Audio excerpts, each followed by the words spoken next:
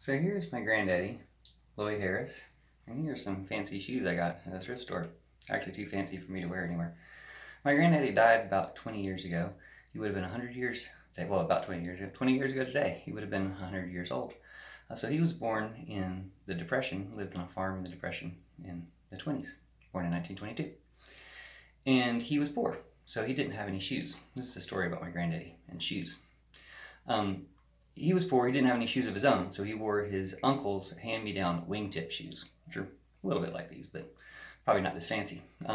Anyway, he was made fun of in school for wearing these wingtip shoes by the other kids, and felt bad. When he was older, he asked this, when he was an adult, he asked this school teachers, and he wasn't poor anymore, if any of the kids didn't have any shoes in the school.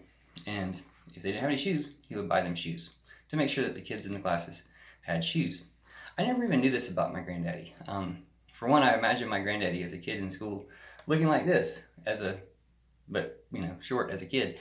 But he probably didn't. He probably looked like a little boy. I just haven't seen pictures of him as a little boy.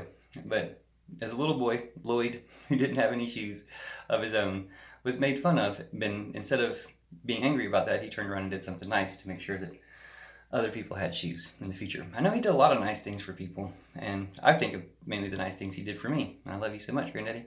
But I know he did a lot of nice things for other people too. I know he designed the water system for Gwinnett County in Georgia and enabled that county to grow at the fastest rate of any county in the country, I think, for a few decades. Also, I think he donated some land or sold some land with the stipulation that it be used for public use. And so now the Lloyd Harris Trail in Georgia, I think, is the most visited place in Georgia. And a lot of people go there and wear out a lot of shoes walking on his trail.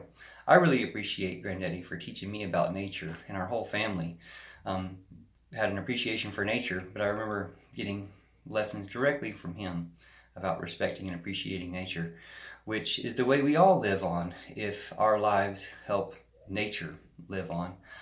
So I think his legacy is strong, but I wanted to make this video to remember him on this anniversary 20 years after he passed.